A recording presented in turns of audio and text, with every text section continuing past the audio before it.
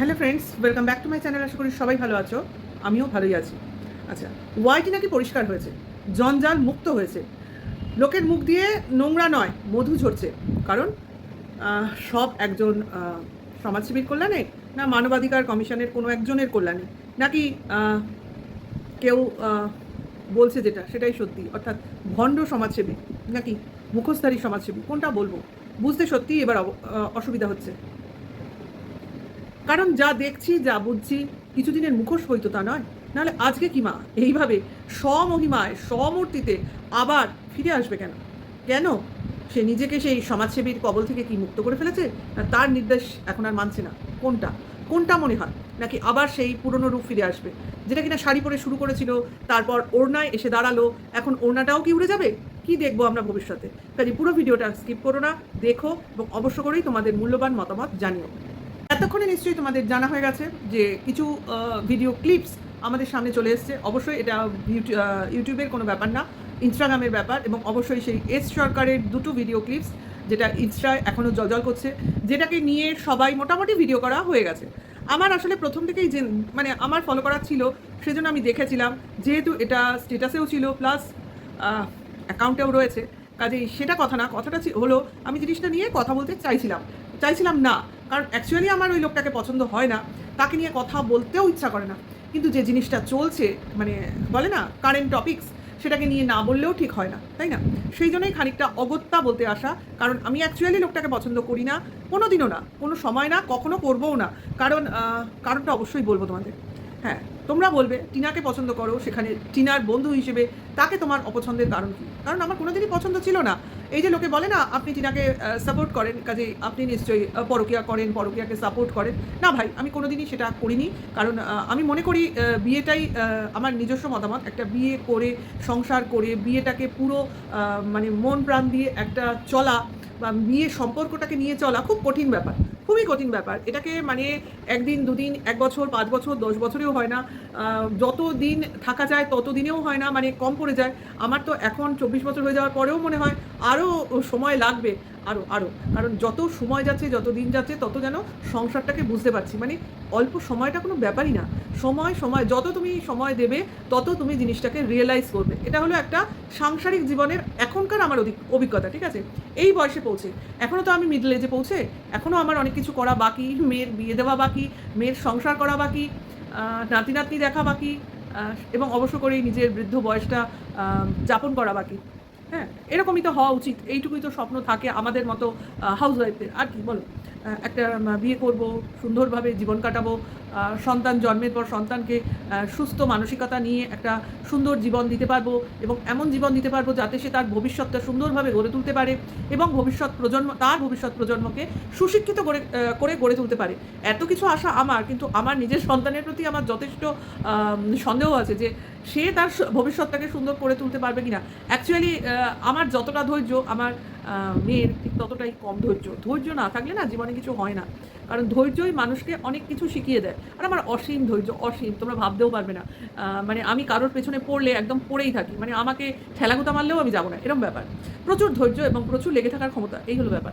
সেটা কথা না, কথাটা হচ্ছে যে সংসার জীবনে এতটাই আমি ইনভলভ, সেখানে আমি 2 মিনিটের জন্য সময় পাই না যে অন্য কারোর সম্বন্ধে ভাববো। অ্যাকচুয়ালি আমাকে যারা চেনে তারা জানে, আর যারা চেনে না তারা এই ধরনের কথাই বলে যাবে। আমি এমনই পাবলিক, আমি যদি রাস্তা দিয়ে যাই, আমার পাশ দিয়ে কে গেল, কে এলো, তার দিকে আমি ফিরেও তাকাই না, কারণ আমি রাস্তায় কোনো দিকে তাকাই না। আমি বাড়ি থেকে বেরোই, যেখানে যাব ওটাই আমার ডেস্টিনেশন, ব্যাস। আশপাশে কী আছে না আছে আমি মোটেও তাকাই না। কাজেই আমার পরিচিত কেউ যদি আমার পাশ দিয়ে চলে যায়, সে হয়তো ভাববে আমি ইগনোর করছি। কী করবো, কিছু করার নেই, ছোটো থেকে আমি এইভাবেই তৈরি হয়েছি। এই জন্য আমার বাবার কাছে আমি কত বকা খেয়েছি। বাড়ি থেকে কোচিং থেকে বাড়ি আসতাম, রাস্তা দিয়েই তো আসতাম, হেঁটে হেঁটে আসতাম, খুব দূরে ছিল না, হাঁটা রাস্তা। হয়তো আমার একটু দেরি হয়েছে, বাবা আনতে গেছে, আমি আমার মতো তাড়াহুড়ো করেই বাড়ি ফিরছি, বাবা যে মাঝ রাস্তায় আমায় দেখেছে, আমার পাশে আসছে, আমি দেখিনি। বুঝতে পারছো আমি কীরকমভাবে চলাফেরা করি রাস্তায়? একদম বাড়িতে এসে ঢুকে গেছি, তারপর দেখি বাবা পেছন ঢুকতে, বাবা বলছে আমি তো তোর পেছনেই ছিলাম, আমি জানি না। বুঝতে পারছো? কাজে আমি এরকম, কাজে আমার ওই পরকীয়া জিনিসটা বিশেষ আসে না, আসবেও না কোনো দিন। কারণ আরেকটা ব্যাপার আছে, আমি বেশি কথা বলতে ভালোবাসি না, আমি সোশ্যাল নেটওয়ার্কে মানে ফেসবুক, ইনস্টাগ্রামে বেশি থাকি না। তারপরে আমার বন্ধুবান্ধবের সংখ্যাও খুব কম। আমি খুব হোম সিক, আমি ঘরে থাকতে ভালোবাসি, আর আমার নিজের জগতে থাকতে ভালোবাসি, পড়াশুনো, বই, নিউজ, এখন তো ইউটিউব এক্সট্রা পাওনা হয়েছে। এটাই হলো আমার জগৎ, আমার সংসার। কাজে বুঝতে পারছো, যারা বলছো, যারা ভাবছো, আমি তাদের কমেন্টসে একটুও রাগ করি না। আমি খুব হাসি, আমি খুব হাসি। আমি যদি এরকম হতে পারতাম তাহলে বোধহয় অন্য রকম হতো আমার জগৎটা, তাই না? কিন্তু আমি তো এরকম হব না, আমার জগৎ এরকমই থাকবে। একটা ছোট্ট জগতে আমি বাস করি। যাই হোক, সেটা কথা না। আমার পরিচয় যত দিন যাবে তত একটু একটু করে তোমরা নিশ্চয়ই বুঝতে পারবে। কিন্তু এখনকার যেটা কথা, যে আমি টিনাকে পছন্দ করি, অবশ্যই করি, এবং জানি মেয়েটা একটা ভুল করে ফেলেছে। তা মানুষই তো ভুল করে, এমন তো নয় ভগবান এসছে তার ভুল হওয়ার নয়, তা তো না। মানুষই ভুল করে, আবার সেই ভুলটাকে তাকে শুধরে নিতে হয়। আর ভুলটা সেই রকমও নয় যেটা কিনা শুধরে নেওয়া যায় না। কাজে সেই পর্যায়ে এসে সবাই যখন তাকে তুচ্ছ তাচ্ছিল্য করছিল, এক কোণে ফেলে দিচ্ছিল, এক ঘরে করে দিচ্ছিল, তখন আমরা গুটিকত কন্ট্রোভার্সি ক্রিয়েটার যারা কিনা সিচুয়েশনটাকে বুঝেছি এবং চেষ্টা করেছি মেয়েটাকে বাঁচাতে, মূল স্রোতে ফিরিয়ে আনতে, দাঁড় করাতে, এবং তার ভুলটাকে শুধরে নিতে। কতটা পেরেছি, কতটা সফল হয়েছি সেটা বড় কথা না। দিনে দিনে সেটা আস্তে, যখন টিনার যত উন্নতি দেখব তত নিজেরা শান্তি পাবো।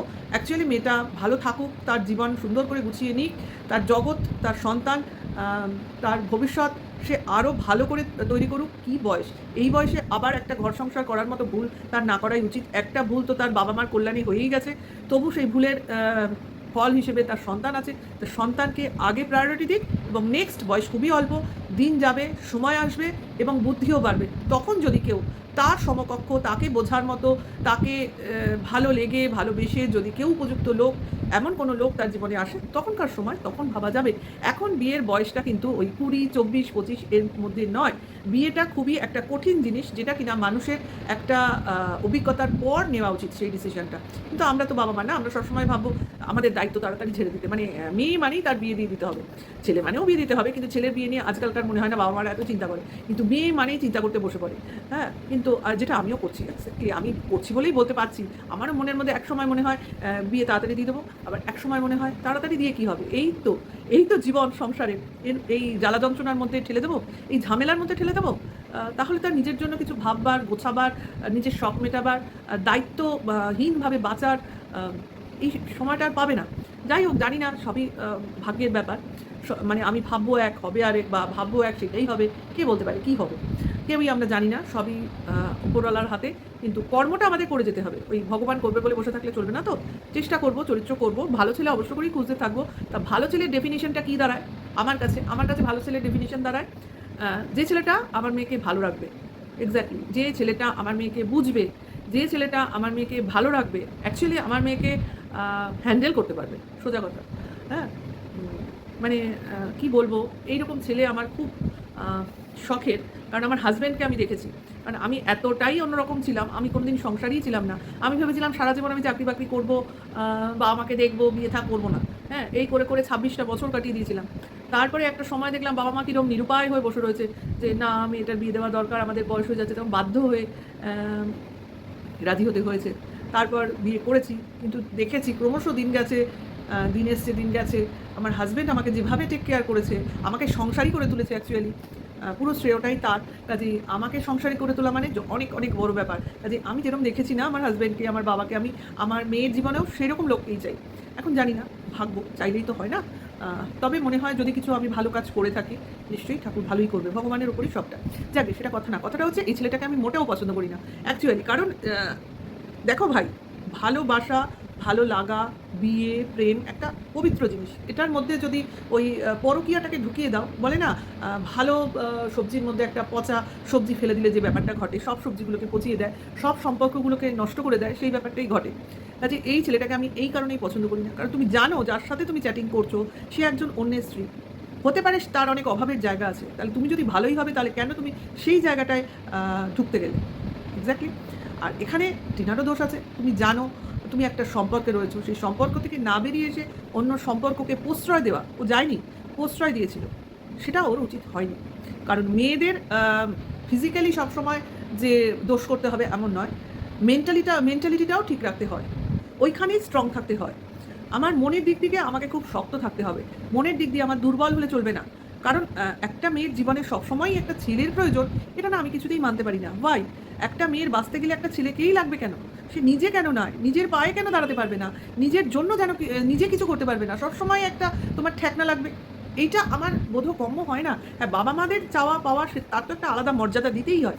কিন্তু অল্প বয়সে বা বিয়ের সেই বয়সটা, সেই স্টেজটা না আসা অবধি যদি নিজেকে সময়টা দিয়ে একটা পায়ের তলায় মাটি আর মাথার উপর ছাদের পজিশনে নিয়ে আসা যায় না, তাহলে তুমি যে পজিশনেই বিয়ে করো না কেন, তোমাকে কেউ হেলাচ্ছেদ্দা করতে পারবে না। তোমার একটা পজিশন থাকবে ভাই, তোমাকে লোকে সংগ্রাম করে কথা বলবে, তোমাকে কেউ মানে ওই ওই দেখাশোনা করছি মানে চলতে ফিরতে তোমার তো কিছু নেই, তারপর যে কোনো সময় তোমাকে বাপের বাড়ি চলে যাওয়ার কথা বলা, এটা পছন্দ হচ্ছে না, তুমি এখানে আছো কেন, চলে যাও, বলে না অনেক হাজবেন্ডই বলে কি ডিভোর্স দিয়ে দেবো, ডিভোর্স দিয়ে চলে যাও, আমার সঙ্গে থাকার কি দরকার। এই যে কতগুলো আনফেয়ার কথাবার্তাগুলো, এই কথাবার্তাগুলো যাতে মেয়েদের শুনতে না হয়।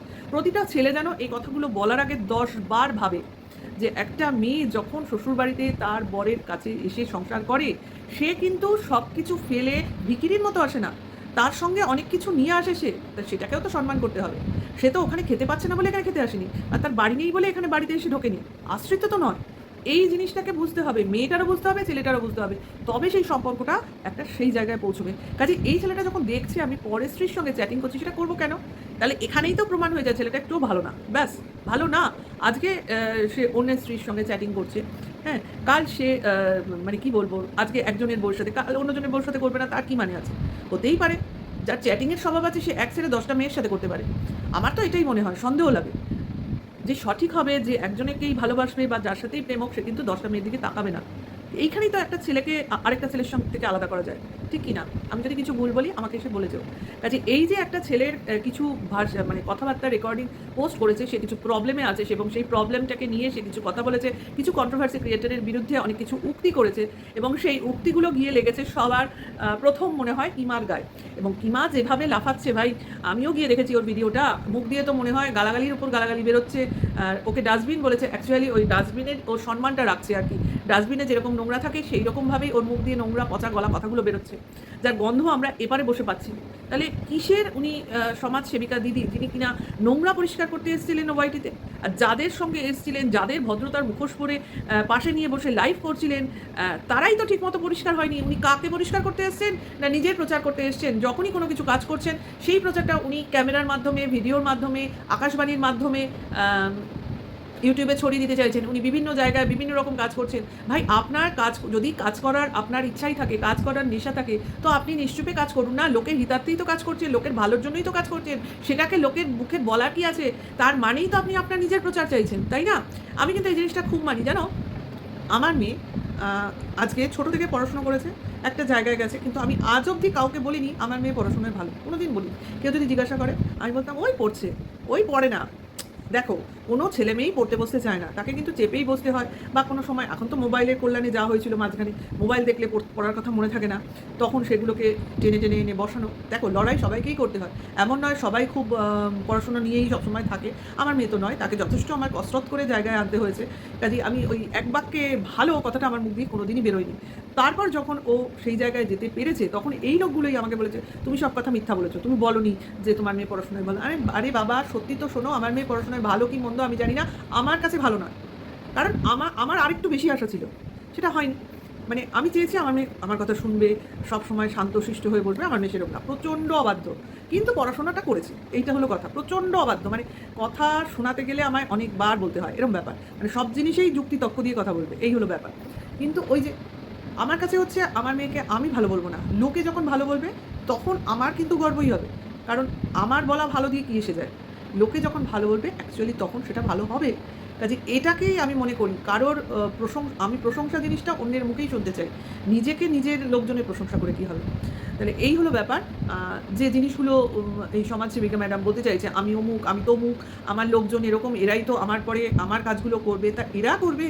এই নোংরা ডাস্টবিনের মতো যাদের মুখ দিয়ে বাক্য বেরোয়, শব্দ বেরোয়, লোককে হেনস্থা করে, লোকের ফ্যামিলি তুলে, আপনি না বলেছিলেন পার্সোনাল অ্যাটাক করবেন না, এ তো লোকের, সেই ছেলেটাকে আমি অপছন্দ করি, অবভিয়াসলি অপছন্দ করি, আজকে ডেটেও করি। কিন্তু কারোর বাবা মা তুলে কথাবার্তা, এটা কোন ধরনের আপনার শিক্ষা সংস্কার বা আপনাদের সভ্যতার নিদর্শন দেখতে পাচ্ছি?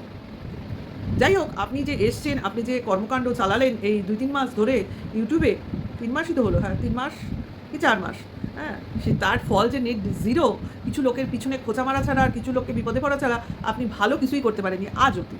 ওই যে 3টি ছেলেমেয়ের কথা বলেন না, ওরা নিজেরাই নিজেদের মতো ছিটকে গেছে, এবং এটা আজ নয়, এর আগেও ছিটকে গেছিল।